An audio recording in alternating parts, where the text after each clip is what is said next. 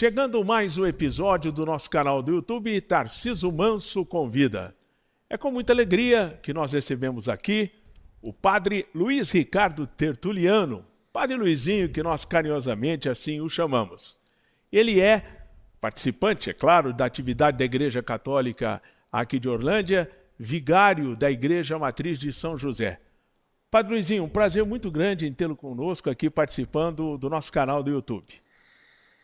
Tarciso, o prazer é meu, de estar aqui falando um pouco da minha vida, falando um pouco também da nossa paróquia e também das questões da igreja. O prazer é meu de estar aqui falando sobre essas questões. Como é tradição aqui no nosso canal, primeiro a gente traz também a sua trajetória familiar. Sabemos que o senhor é salense, né? Nascido na fazenda Engenho, município de Sales Oliveira. Conte para nós os seus pais, as mães, os irmãos, enfim, foi justamente na fazenda Engenho que o senhor nasceu. Exatamente, Nasci na fazenda Engenho, sou de uma família de 5 irmãos, meu pai, minha mãe, iniciou a vida deles trabalhando na agricultura, na roça, e os meus irmãos também nasceram em várias fazendas da região, Santa Luzia, Engenho, a fazenda tradicional chamada Fazenda Gambá, que é dos proprietários senhores Leones, E nós nascemos todos dentro de um contexto de roça, Minha família veio da roça, E somos uma família de pai, mãe e 5 irmãos. Uma irmã, que é a primeira irmã, primeira mulher da família, como irmã, e 4 irmãos.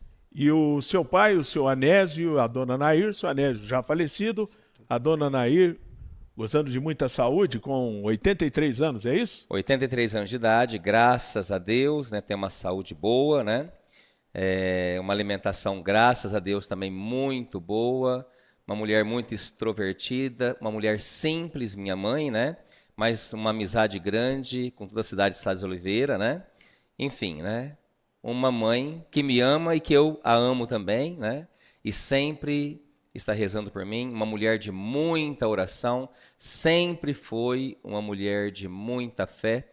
No entanto, tanto ela quanto meu pai nos educaram dentro da fé católica, Uma coisa importante, Tarcísio, que eu lembro, Meu pai já está no céu, Ele sempre falava uma coisa que me marcou profundamente.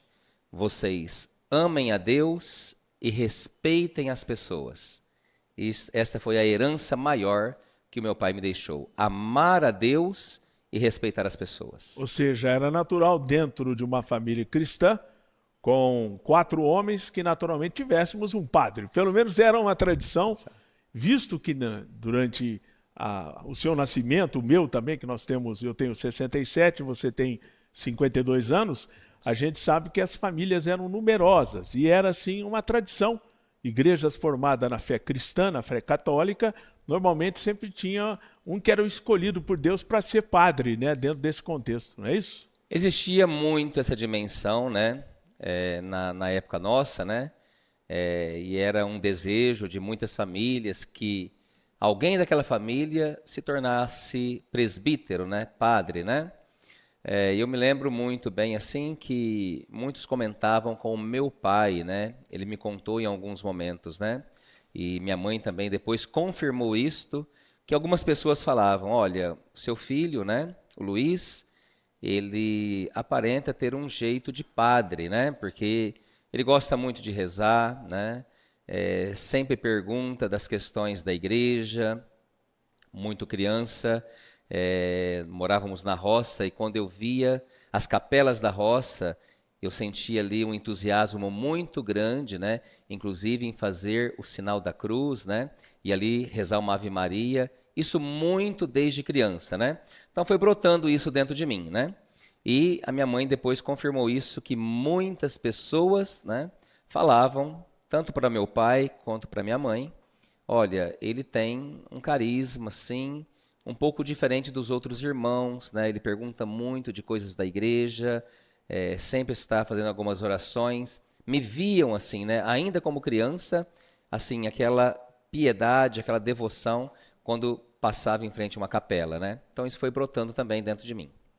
Natural para o homem que se habilita a ser padre, fatalmente na trajetória infantil, adolescência, ele sempre tem algum sinal de que isso se manifesta. No seu caso específico, qual teria sido o primeiro sinal que você concluiu? Acho que o meu caminho é seguir a Deus de forma intensa na condição de padre. Olha, Tarcísio, vou te contar uma situação que me aconteceu, né? Quando eu era criança, né? Nós fizemos o catecismo, né?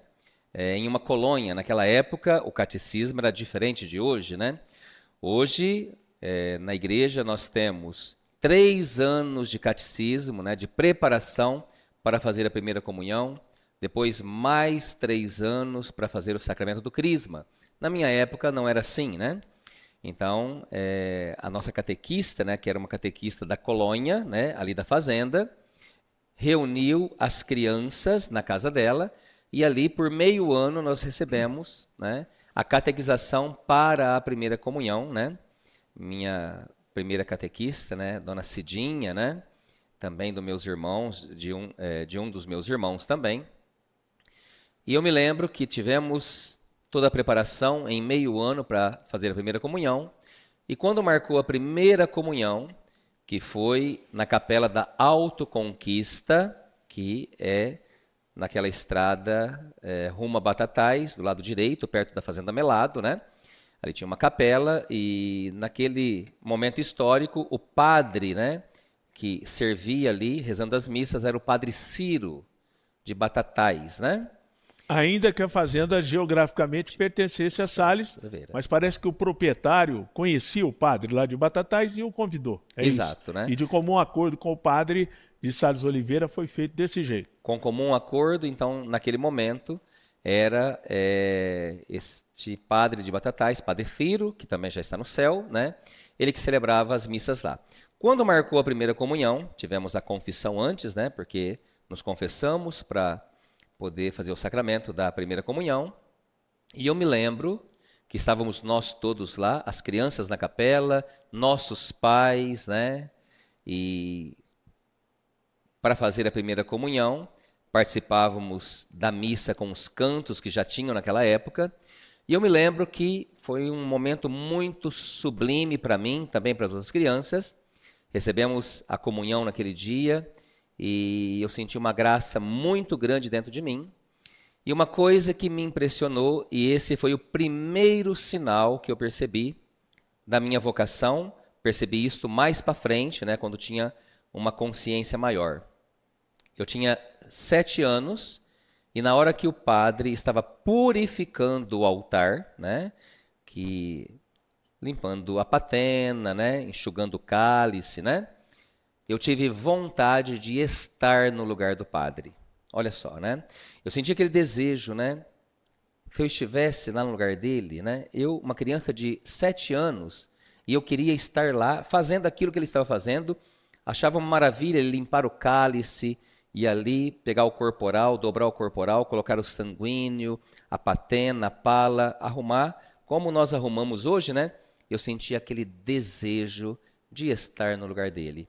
Ali, com certeza absoluta, foi um primeiro sinal que naquele momento eu não tinha uma consciência disto, né?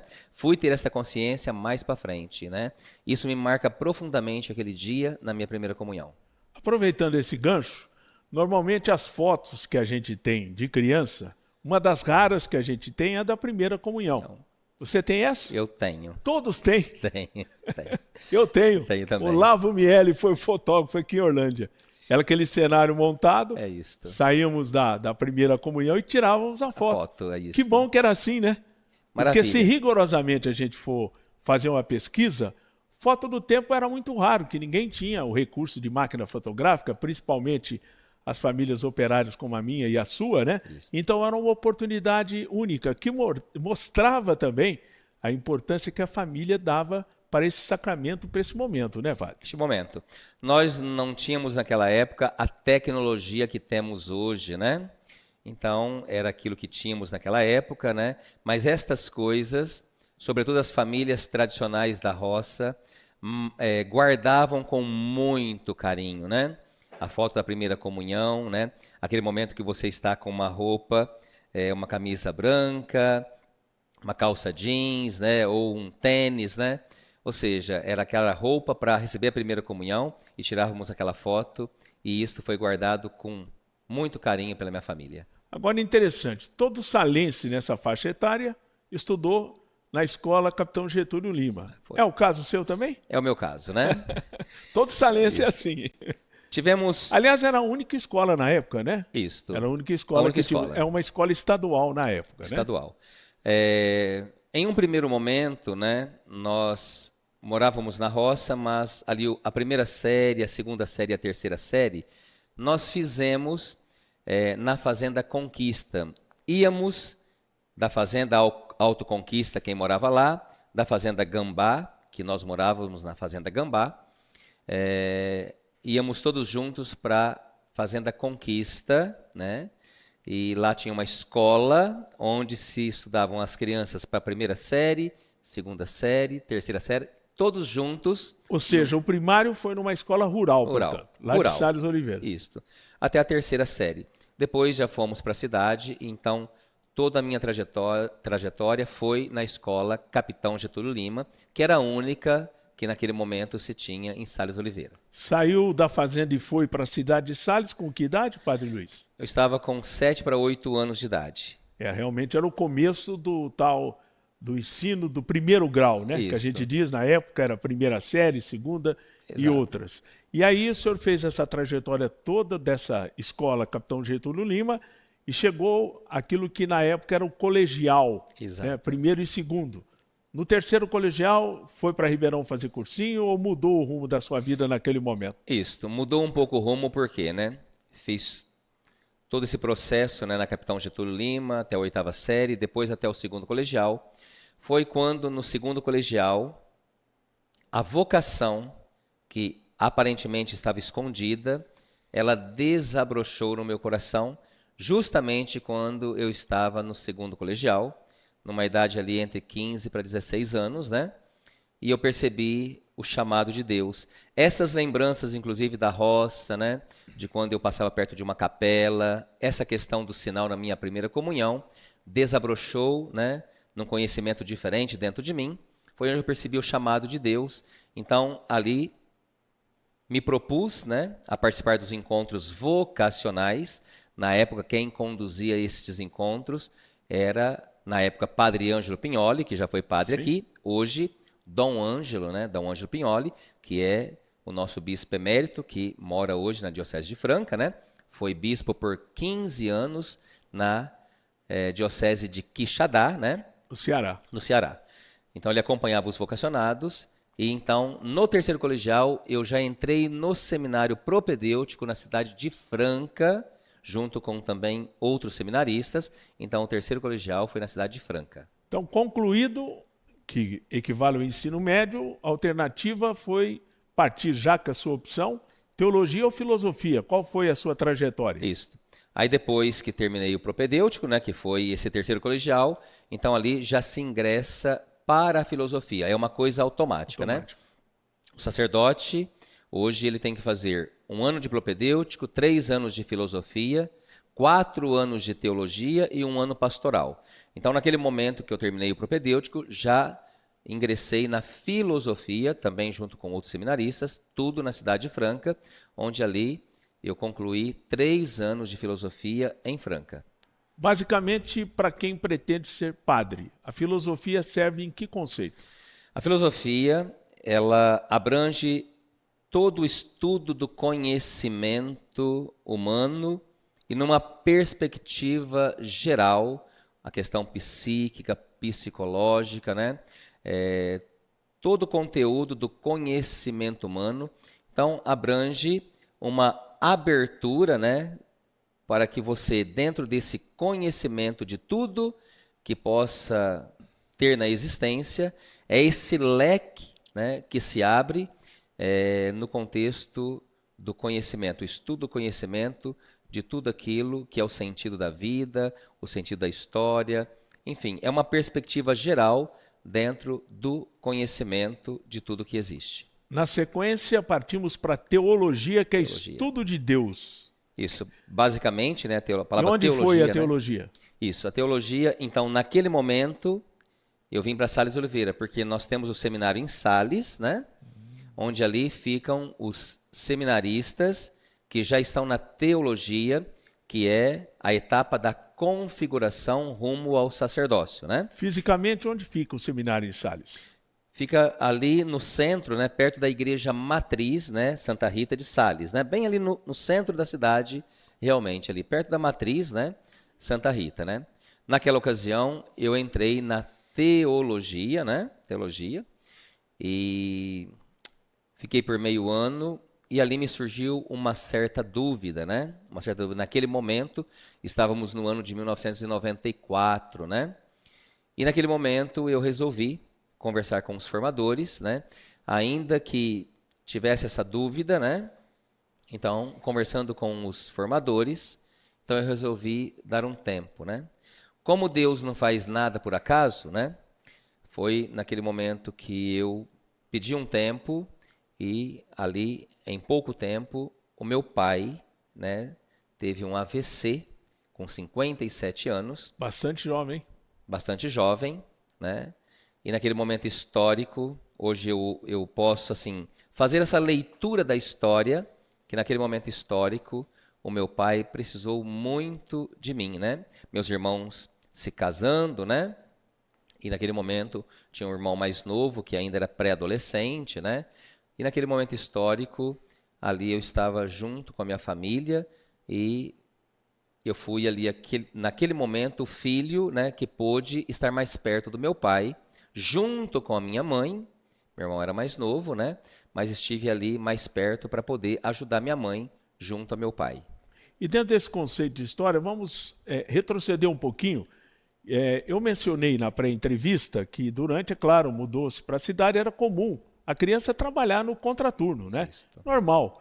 Natural, quem é de Sales ou mexeu com palha ou alguma coisa. Foi o teu caso também, Padre? Foi meu caso, Bastante jovem, 7, 8, 9 anos, Exato. que era comum naquela época, né? Era comum e era uma coisa muito boa, né? Eu me lembro que viemos da roça para a cidade e ali naquele ano que já viemos, né, o meu pai e minha mãe, muito perto da nossa casa, tinha uma fábrica de palha, porque ali tem muitas fábricas, e era toda aquela questão, né, da manufaturação, né, da constituição da palha, né? E nessa manufatura eu estava em uma dessas firmas trabalhando na palha, né? E muitas crianças da minha época, né, naquela faixa de 8, 9 para 10 anos, também estavam e era algo muito bom, né? Porque ali foi criando dentro de nós também uma responsabilidade, né? E meu pai e minha mãe sempre nos educaram aí dessa maneira, né? Para que a gente, desde novo, desde criança, trabalhássemos, né? Não deixar os estudos, né? Mas podendo trabalhar, que seria uma coisa boa para nós e uma coisa nobre. Eu te falo com todo o meu coração, né? Eu não me arrependo de maneira alguma, desde muito criança, já estar nessa dimensão de trabalhar, né? De poder ajudar um pouco em casa, né? Era uma responsabilidade, né? Meu pai, nós não ganhávamos muito dinheiro, né? Mas só dele nos ver trabalhando, e ali ele ia nos educando que o trabalho é algo nobre para todos nós, e minha família inteira criou nessa dimensão, foi criada nessa dimensão. Fiquei sabendo que você arriscou até de servente, meia colher, como a gente brinca. Aconteceu também? Olha, não chegou nem à beirada de uma colher. Então, eu trabalhei de servente pedreiro, né? Um bom tempo, né? Inclusive a casa do vovô de Sales, né? Eu trabalhei lá, né? Junto com pedreiros, né? Luiz Carlos Gomes, Luiz Marangoni, são pedreiros famosos de Sales. O Luiz Carlos Gomes já faleceu, já está no céu, né? Mas foi uma época também maravilhosa, né? E trabalhávamos com responsabilidade. Trabalhávamos durante o dia, aí já era mais pré-adolescente, né? Trabalhávamos durante o dia e estudávamos à noite nesta época, olha só, né? Que bom. E foi uma época muito nobre também, né? E graças a Deus. Meu pai falava muito disso também na escola, uma coisa que eu me esqueci, né? Vocês vão na escola e respeitem os professores. Olha só. O professor entrava, ficava todo mundo de pé. Todos de pé. Assim era. E respeitávamos, né? Hoje aqui na paróquia é impressionante que participam da paróquia várias professoras minhas do colegial. Que bom. Dona Dalva, Dona Kátia, né?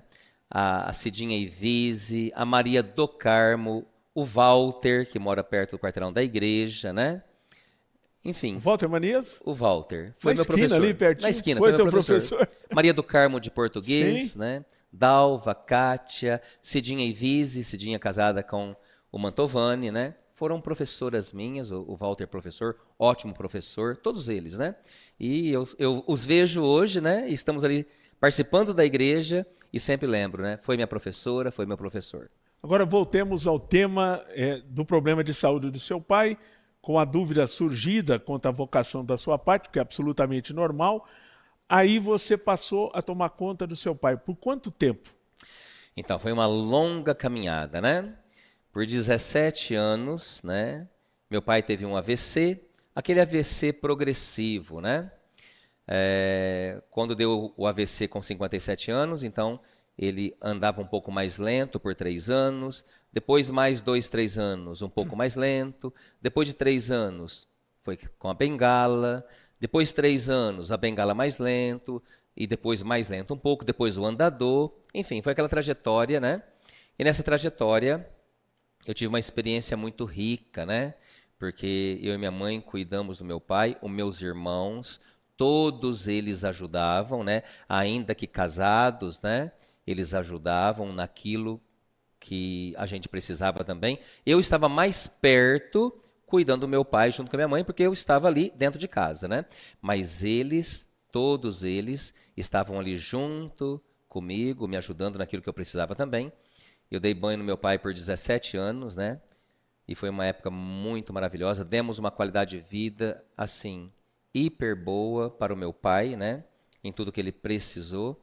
E isso foi um tempo, assim, gratificante e um tempo que foi muito rico para mim, junto com a minha mãe e também meus irmãos, que sempre estiveram ali junto comigo, nos ajudando. E antes da entrevista, o padre Luiz mencionou que o médico que o cuidava é pai do nosso querido Tiago Bianco, que é o nosso editor-chefe aqui do canal do YouTube, Dr. Bianco. Dr. Bianco, né, foi um médico fundamental, principal na vida do meu pai, né, em tudo que ele precisava, conversava muito comigo, com a minha mãe, né, então a gente marcava periodicamente, né, as consultas, né, e nas cirurgias que meu pai teve nas clínicas, né, foi ele que também deu todo o encaminhamento, né, o diagnóstico, né, o protocolo, né, para ser elaborado no meu pai, e foi uma ajuda assim maravilhosa da parte do Dr. Bianco, que nos ajudou assim drasticamente, vamos dizer. E aí, enquanto surgia esse tempo que o padre Luiz tomava conta do seu pai, ao mesmo tempo acabou nascendo um grande corretor de imóveis lá em Sales Oliveira. Essa história eu conheço. Conte para nós. Aliás, só um detalhe, né? Aquele Jardim Paraíso, que é perto do Parque de Exposições, é um projeto da HM Engenharia, a mesma empresa que trouxe o Jardim Paris e o Jardim São Francisco aqui para Orlando. E na mesma época, um ano depois, isso deve ter sido 2001, 2002, mais ou menos, que veio o de Sales Oliveira. O senhor foi corretor da venda dessas casas lá, padre? Exato, né? Depois nessa questão, quando eu estava cuidando do meu pai, eu passei primeiramente num concurso, né, que eu trabalhei no pedágio, né? E ali teve uma empresa terceirizada, depois outra terceirizada, depois veio a privatização no pedágio, num concurso que eu passei. Mas o meu sonho era trabalhar como autônomo e eu me identificava muito com esta profissão, né? Foi onde eu fiz uma faculdade em São José do Rio Preto, naquela época ali, né? Por volta de 2008, 2009, 2010, mais ou menos. Bem diferente de hoje, né? Tinha que fazer as matérias. Então, eu fiz 17 matérias em São José do Rio Preto, e onde eu adquiri o meu Cresce, né? Concluindo essas matérias, né? Matemática financeira, uma cadeira de economia, enfim, toda essa questão da dimensão imobiliária, né? Que estão dentro dessas matérias, né? E consegui concluí-las e peguei o Cresce e comecei a perceber esse dom, né? De tantas vendas que já começavam a acontecer e isso, graças a Deus, desabrochou, né? E me tornei corretor de imóveis. Esse loteamento que você cita, né, que é aquele perto do rodeio, foi um dos loteamentos que eu vendi da HM, que você bem Sim. conhece. Também vendi para eles um outro loteamento em Brodowski, né? Jardim Luiza. Isso, Jardim Luiza. Interessante uma coisa, né? Que quando vendi em Sales e depois peguei esse loteamento em Brodowski, né? Tudo me encaminhava para Brodowski, porque futuramente eu ia estudar teologia em Brodowski. Até Que isso aí, foi um sinal. quando você retornou, efetivamente. Quando eu retornei para o seminário, efetivamente, ficávamos em Sales, que o seminário é lá, mas estudávamos na Arquidiocese de Ribeirão Preto e na cidade de Brodowski, que é a Arquidiocese. A Faculdade de Teologia dos Padres, aqui da Diocese de Franca, é a cidade de Brodowski, né? No entanto, eles viajam todos os dias para Brodowski para poder estudar e me encaminhou para lá. Um loteamento que eu vendi lá já mostrava esse sinal também, parece que as coisas me encaminhavam para lá, né? Mas fui muito feliz como corretor, né? Uma trajetória de 12 anos, né? E graças a Deus, esse dom estava muito em mim. Vendi uma imensidão de imóveis, né? Tanto financiados, né? Sonho da casa própria. Isso é muito importante. O sonho da casa própria. Tantos amigos meus que eu pude ajudar a adquirir um terreno, uma casa, enfim, né? E amava essa profissão. Amava, né? Depois, obviamente, tive que renunciar a essa profissão para poder vir ao seminário, né? Essa sua retomada da vocação foi com que idade que aí sim você se dirigiu para cursar teologia e arrancar de vez rumo ao desejo de ser padre? Exatamente. Bom, eu saí do seminário em 94, né? Quantos anos? Em 94. Eu tinha, na época, 21 anos. 21 né? anos. E 20 para 21 anos, né? E fui retornar ao seminário em 2015. Olha só, né? 21 anos depois, né? Que eu havia saído do seminário, que eu retornei 21 anos depois, já estava para fazer 42 anos, né? Já voltei amadurecido, mas eu voltei para o seminário já com uma certeza, né, da vocação. Eu tinha isso muito claro, né? Porque depois dessa trajetória toda, né? Eu percebia que em tantos momentos, né? Eu percebia que a vocação, ela era evidente em mim, né? Meu pai faleceu em 2011, né? A partir do falecimento do meu pai, eu percebi esses sinais da vocação despontando, né? Mais em mim novamente. Foi onde eu comecei a pedir a Deus, a suplicar a Ele, né? Que mostrasse, né, para mim se realmente era esta a vocação que Ele me chamava, e eu percebi que Deus foi dando sinais que Ele me chamava a voltar para o seminário.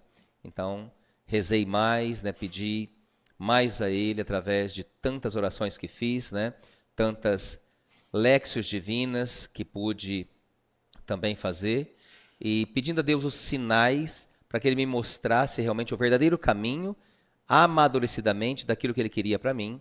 E aí eu percebi que Deus me mostrou isto, foi onde que eu voltei. E a sua consagração como padre foi em 2020. 2020. Retornou em 2015, começou a teologia. 2020. Foi consagrado por qual bispo? Bispo Dom Paulo Roberto, nosso bispo diocesano. O atual bispo. Nosso atual bispo, Dom Paulo Roberto, né? No dia 15 de fevereiro de 2020, lá na quadra de esportes de Sales Oliveira. Foi lá no Durval Borsato. Narrei muito jogo lá, viu, isso. Padre Luiz? E aí aconteceu o fato religioso, e a primeira paróquia que o senhor veio atender, qual foi? Quando eu fui ordenado presbítero, né, em 2020, o Dom Paulo me colocou na paróquia São Sebastião de Franca, pela qual eu já lá estava, né, fazendo o ano pastoral, e lá também eu fui ordenado diácono estando lá. Então, naquele momento, eu permaneci na São Sebastião, por ordem do Dom Paulo, e fiquei 1 ano na paróquia São Sebastião de Franca, a pedido do nosso bispo, né? E depois, em 2021, que ele me transferiu aqui para a paróquia São José de Orlândia. Ou seja, o senhor está aqui em Orlândia desde 2021. Desde 2021. Na condição de vigário da paróquia de São José. tem até uma anotação, eu fiquei impressionado de ver aqui. Nós temos a paróquia de São José 2011, né? É bem antiga a paróquia de São José, até porque Orlândia é fundada em 2010, né? Exato. E pertencia naquele tempo à Arquidiocese de Ribeirão Preto, isso há muito tempo atrás, mas é a mais tradicional. E tivemos a de Cristo Rei, que nasceu em 2000, no ano 2000, né? Exatamente. E nós temos hoje, aqui na matriz de São José, o Padre Carlos e o Padre Luiz, e lá na Cristo Rei, o Padre Everaldo e o Padre Trombeta, Mário Trombeta, que estão nessa a dobradinha nas duas paróquias de Orlândia. Aliás, o bispo deu um spoiler, dizendo que em breve há muita possibilidade que Orlândia tenha uma terceira paróquia. Isso, né? De repente, né? Logicamente que isso é um pensamento do bispo, né? Que nós não ficamos sabendo de tudo isso, né? Que é uma coisa muito interna, né? Junto ao Conselho dos Presbíteros, né? Então, pode ter rumores disso, né? Mas são cenas dos próximos capítulos, né? Que está mais assim ligada ao bispo e ao conselho, essa determinação, né? Nossa diocese é uma diocese bem nova, né? Nasceu em 20 de fevereiro de 1971, né? Ou seja, nós fizemos agora 54 anos de diocese, né? Sendo o nosso primeiro bispo, Dom Diógenes, né? Dom Diógenes, que marcou muito a história, né, dessa diocese, porque éramos arquidiocese de Ribeirão, né? Então, com 54 anos, é uma diocese ainda muito nova, né? Está ainda engatilhando, né? Diante de tantas dioceses que tem 100, 120, 150 anos e tudo mais, né? Então, é uma diocese muito nova, né? Agora, Padre Luiz, a partir de agora vamos tratar dos temas especificamente religiosos. O primeiro deles é a questão do Concílio Vaticano, né? Que eu entendo que foi um divisor de águas na história da Igreja Católica. Como católico e observador também, curioso, né? Leitor das coisas, a gente nota que o Concílio Vaticano, realizado nos anos 60, foi em 1964, 65? De 62 a 65. 65, exatamente. Foram 3 anos. Isso. E esse concílio significou uma mudança de rumo da Igreja Católica. Dê para nós um resumo do que mudou do pensamento da missa em latim e os conceitos absolutamente diferentes em outros segmentos também. Isso. Obviamente que nós temos que ter uma dimensão a respeito dos concílios da Igreja, né? O nosso primeiro concílio foi na época dos apóstolos, né? O concílio de Jerusalém, né? E depois tantos concílios ao longo da história, né? Nós estamos comemorando agora em 2025 1700 anos do concílio de Niceia, né? Tivemos o concílio de Constantinopla, Éfeso, uma série de concílios, né? Concílio de Trento, né? Em 1517, né? Ou seja, um concílio confirma o outro, né? Cada concílio confirma outro. O Concílio Vaticano II, ele tem um nome assim específico que foi a Primavera da Igreja, né? Onde naquele momento, antes do concílio, tínhamos a missa em latim, né? Que vinha de toda aquela trajetória do Concílio de Trento, né? E respondeu, obviamente, muito bem a toda aquela circunstância da igreja, né? Mas quando chega aqui agora, né, nesse momento do concílio, a própria igreja percebe que é necessário que se haja algumas mudanças para o bem e para a melhor participação da vida dos cristãos na igreja, onde vai acontecer esse concílio, né? Interessante que antes de falar um pouquinho, né, é necessário citar uma coisa, né? Quando o Papa, hoje santo, né, São João 23, né, é nomeado Papa, ninguém imaginava, isso aconteceu em 1959, ninguém imaginava que ele iria anunciar um concílio, né? Porque era um Papa, uma idade um pouco avançada e tudo mais, né? E ninguém imaginava que ele anunciaria um concílio, um novo concílio. Quando anunciou, foi um estrondo, né? Essa palavra estrondo, né? No mundo, né? Um novo concílio agora e tudo mais, né? Até dentro da igreja, né? Entre os cardeais, muitos padres, né? Ele anuncia em 59 o concílio. Em 62 ele vai convocar o concílio. Ele vai iniciar o concílio, No meio do concílio, ele vai falecer. Depois entra Paulo VI, que vai concluir o concílio em 65. Então, de 62 a 65, acontece o Concílio Vaticano II, e esse nome, né, a Primavera da Igreja, por quê? Né? Então, só voltando nessa questão, né, a Igreja começa a perceber que, para melhor participação dos batizados cristãos, é necessário que cada país tenha a sua língua vernácula, né, dentro de todas as questões da missa, né? Então, cada país agora vai ter a missa dentro do vernáculo do seu país, né? Então, ali, cada missa, o Brasil, na nossa língua, a Inglaterra, na língua inglesa, a França, na língua francesa, e assim todos os países. Então, cada país, na sua origem literária, né? Ou seja, no seu vernáculo da língua do seu país, né? Até porque é uma forma do fiel ficar mais próximo da igreja. Né? A nova participação. Inclusive, os moldes que temos hoje na liturgia da igreja, né? O presbitério, a mesa da Eucaristia, no centro da igreja, o ambão, onde se proclama a primeira leitura, canta-se o salmo, segunda leitura, o evangelho, a pia batismal do outro lado, a cadeira do presidente atrás do altar. Todos esses moldes, né, que temos hoje, né, que é a dimensão da liturgia que nós temos hoje, né, todos os moldes, né, no ambiente litúrgico da igreja, foi graças ao Concílio Vaticano II, o presbítero que está de frente, né, para a Assembleia, do ambão, ele proclama uma homilia, onde ele prepara referente às leituras, né, tudo isso foi graças ao Concílio Vaticano II, e vamos ser sinceros, né? Hoje nós temos ali uma Assembleia que tem uma vida participativa, né? Dentro da missa, né? Quando eu e o Padre Carlos celebramos as nossas missas aqui, né? As nossas capelas do final de semana e também a matriz são praticamente lotadas, né? Não tem uma missa na matriz, né? Na matriz nós temos 3 missas, no final de semana, uma no sábado às 19, 9h30 no domingo de manhã e 19 horas no domingo. É um público sempre de 400 a 600 pessoas, né? Uma base de 500 pessoas por missa na igreja matriz, e as outras capelas são lotadas, né? Então, essa vida participativa dos fiéis na igreja e essa melhor participação em tudo que é a dimensão litúrgica foi graças à Primavera da Igreja, o Concílio Vaticano II.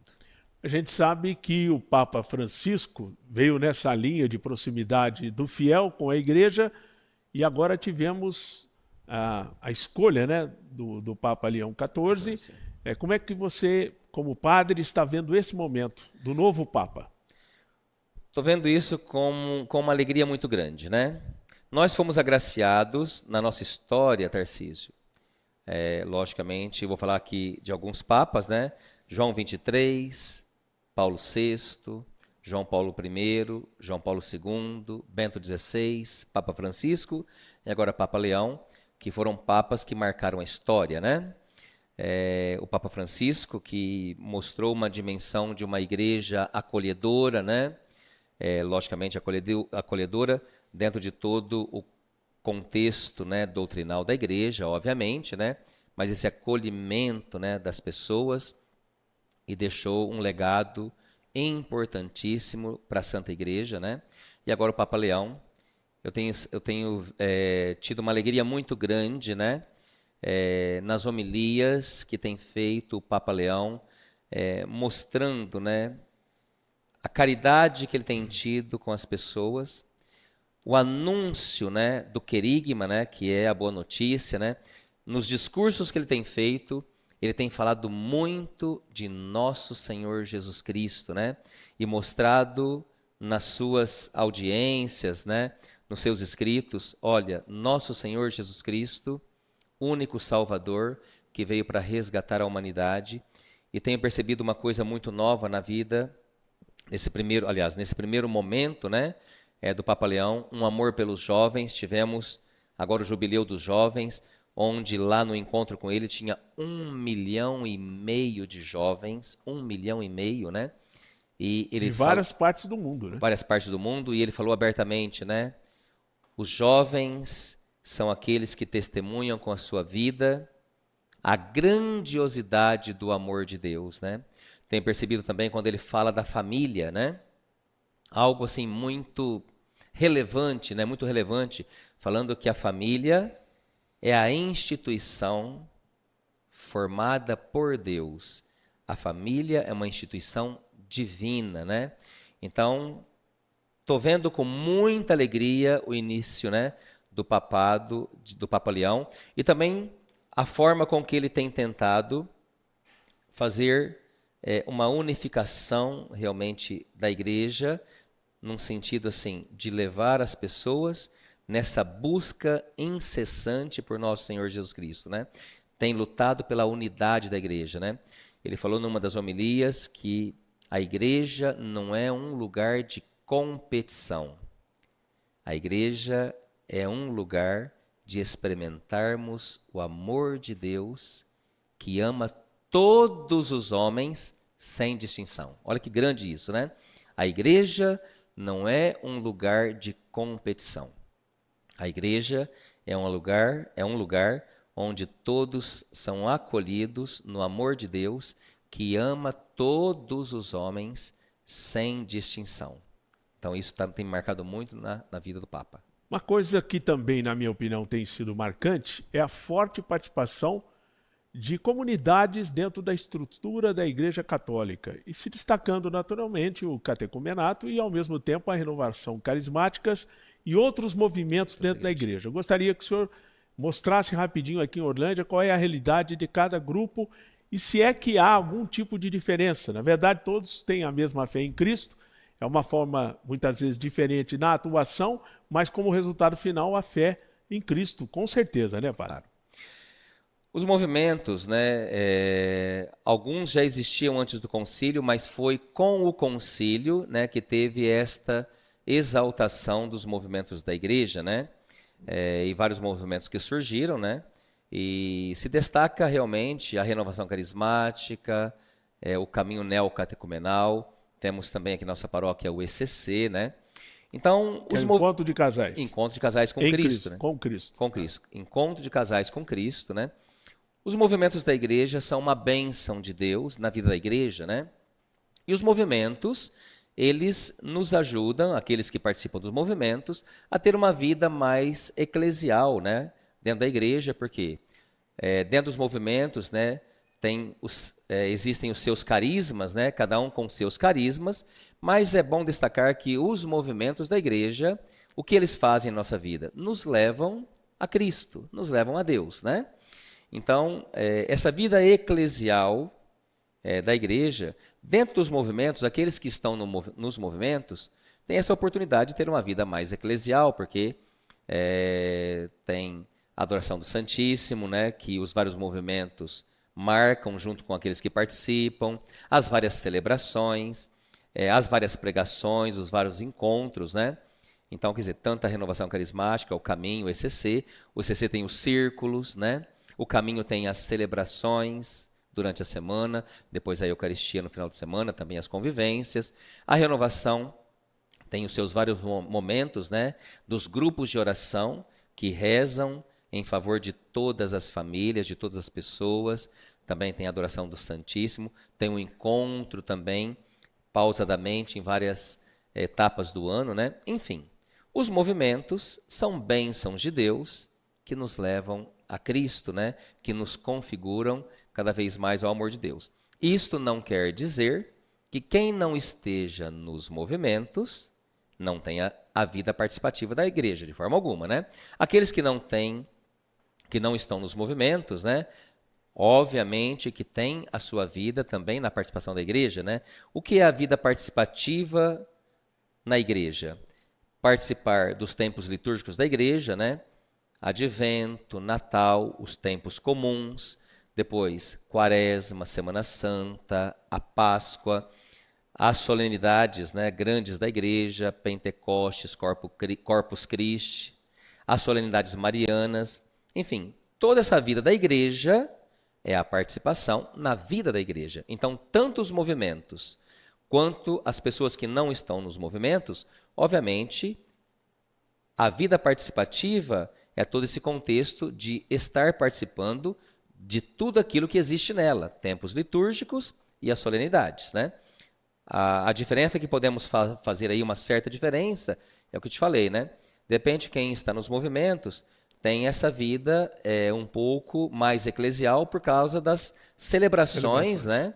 E também as pregações, os círculos, ou seja, toda aquela dimensão de cada carisma, de cada movimento, então tem uma vida um pouco mais ativa ali nos movimentos da igreja, né? Mas, repito novamente, isso não quer dizer que quem não esteja não tenha a vida participativa na igreja. Por quê? Estar na igreja é ter essa vida participativa, né? Nas missas, nas confissões, né?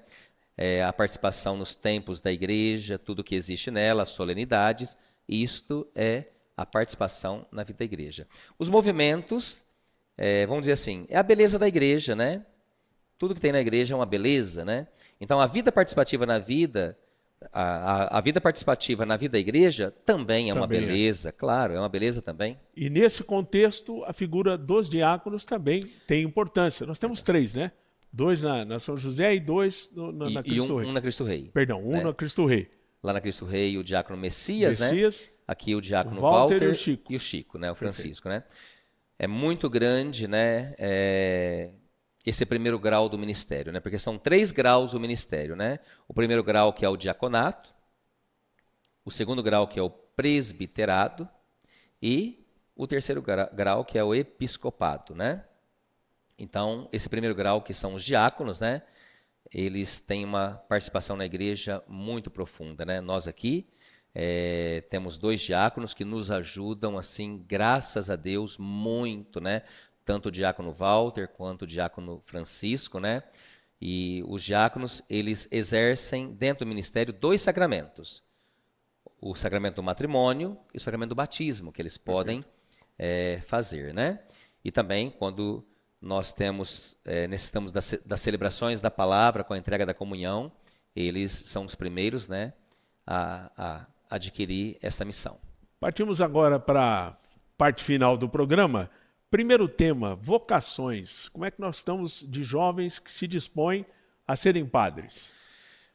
Muito bem. Olha, hoje a nossa diocese, né, nós estamos com 17 seminaristas, né, entre propedêutica, filosofia e teologia, né? Nós temos rezado muito para que Deus suscite na vida dos jovens, né, a vocação sacerdotal, né? Temos também na diocese, né, os encontros vocacionais, que tem já uma participação de vários jovens, né, que estão participando, mas num contexto geral nós temos 17 seminaristas, né? Eu penso que nós temos que rezar bastante para que Deus suscite, né, na vida dos jovens esse carisma, né, pela vocação sacerdotal, que é uma beleza, né? Logicamente que é uma entrega, né, é uma disposição, é uma entrega total a tudo isso que é o ministério da igreja, né? Então eu digo assim, 17 seminaristas é uma quantia assim razoável, mas eu penso que poderia ser melhor, né? Eu acho assim que... Aí você me pergunta, padre, que número seria um número bom, que o senhor diria assim, está ótimo? Uns 30 seminaristas seria melhor. Quase, né? o dobro, né? Quase o dobro, né? Perfeito. Eu acho. Agora, o senhor viveu um momento de prova, de provação, como todos nós estamos sujeitos. Um acidente automobilístico no trevo de Nuporanga. Conte para nós como é que foi. Momentos difíceis, muita oração. Aliás, tivemos um problema na época da Covid com o padre Everaldo, que graças a Deus teve força e está aqui conosco, gozando de boa saúde. E o senhor também passou um perrengue, né? Um acidente ali no trevo. Conte para nós como foi esse acidente, padre. Como você citou o padre Everaldo, né? Amigo da gente no sacerdócio, né? E um amigão pessoal também, meu, né? Foi um milagre, né? O padre Everaldo está aqui no meio de nós, somente e simplesmente por conta de um milagre, né? De um milagre que a gente contemplou esse milagre na vida dele, graças a Deus que está no meio de nós, né? Muito semelhante a ele foi o meu acidente, né? Um acidente que realmente eu sinto e posso falar abertamente que foi um milagre, né? Eu fiz a rotatória do trevo de Nuporanga, né? Ou seja, o senhor estava na Valdir Canevari, direcionando para São José da Bela Vista e Franca. Fez o trevo, né, que todo mundo conhece, e estaria voltando para a pista simples, na sequência, é isso? Simplesmente fazendo o trevo para pegar a pista simples. A carreta vinha no sentido contrário para fazer o trevo ao contrário, né? E eu ali, né, fiz o trevo, isso eu me lembro muito bem, e pus o carro em linha reta. A perícia, inclusive, acusou isto, né, que eu pus o carro em linha reta e ali bati, né, na lateral desta carreta e meio corpo meu, na verdade, se arrebentou, né? Às vezes, quando a gente conta isso, né, é uma coisa um pouco assim até meio brusca de contar, né? Quer dizer, eu quebrei o quadril no meio, né? Meu acetábulo, meu ilíaco quebrou, o fêmur meu saiu de mim e voltou, a minha tíbia e minha fíbula quebrou no meio, né? Este braço meu esquerdo, né? A mão ainda não fecha, o punho não faz isto, né? Mas graças a Deus a fisioterapia está me ajudando drasticamente, né? E na parte do cérebro, nenhuma problema, nenhum ferimento. Isso aí foi um dos milagres, né? Porque os médicos, né, falaram assim: padre, o airbag abriu, né? Mas como que o teu corpo bateu na carreta, as costelas quebraram, teve que abrir meu intestino para tirar 20 centímetros do intestino. Como que meio corpo seu arrebentou e a sua cabeça não bateu naquela carreta?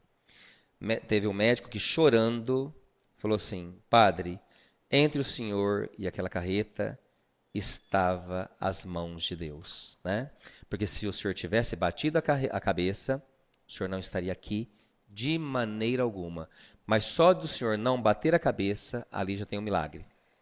Fiquei 50 minutos preso na ferragem, porque teve que serrar o carro no meio para me tirar das ferragens, né?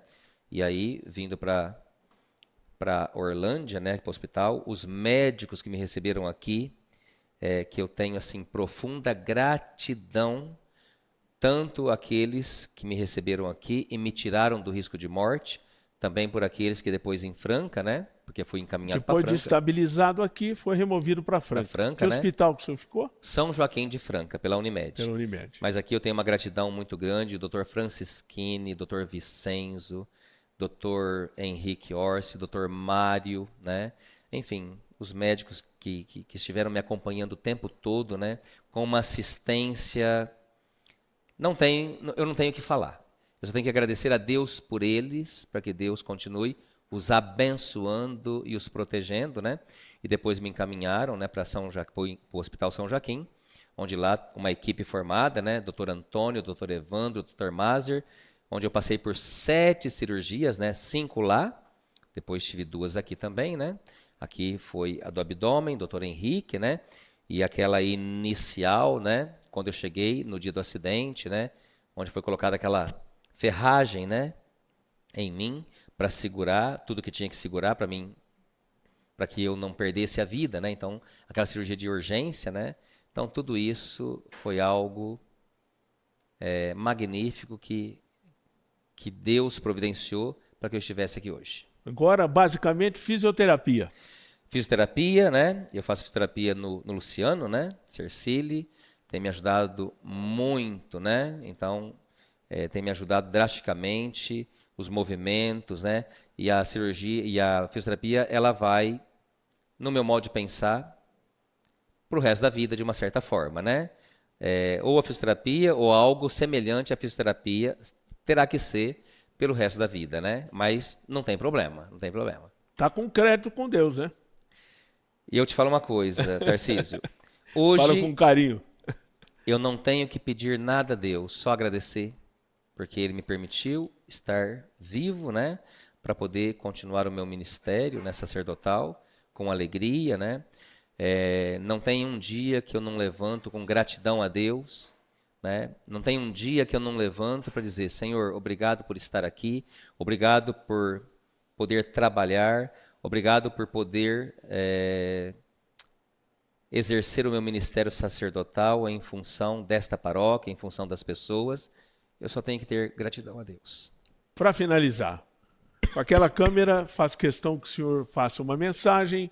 Fique à vontade para interagir com aqueles que estão nos vendo nesse encontro, no momento que eu agradeço demais a sua participação dentro do nosso canal do YouTube, Tarcísio Manso Convida.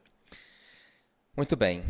Gostaria de agradecer primeiramente a Deus, né, por estar aqui falando um pouco, né, da minha vida, tanto da vida da igreja. Agradecer a Deus pela minha família, né, que em todo tempo me deu uma estrutura cristã, minha mãe, meu pai, o convívio com meus irmãos, né, temos um convívio, graças a Deus, né, uma comunhão plena, né, graças a Deus, Deus conservou isso na nossa família. Queria agradecer também a esta cidade, Orlândia, sobretudo nesse último assunto do meu acidente, né, que rezaram por mim. Tem tantas pessoas que ainda encontro hoje, né, encontro às vezes uma senhora, vou ali e, padre, eu rezei por você, eu nem sabia disso, né? Então eu digo a todas estas pessoas que rezaram por mim, a oração de vocês, unidas a tantas outras orações, foram ouvidas por Deus para que eu continuasse o meu ministério.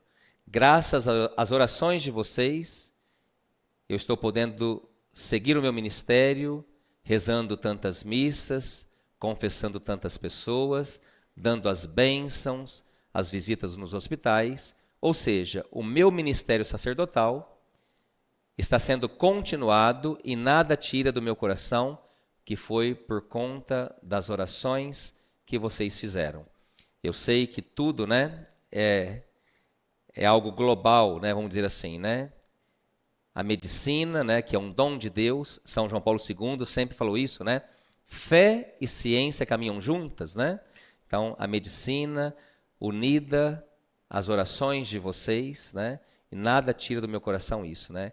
Graças a tudo isso, eu estou aqui para seguir o meu ministério. Que Deus possa abençoar cada vez mais a cidade de Orlândia, as duas paróquias, né? A igreja é una, né? Tem a paróquia Cristo Rei, São José. Nós somos irmãos, né? Todos nós somos irmãos. Lógico que tem uma jurisdição de paróquia, né? Mas estamos unidos, né?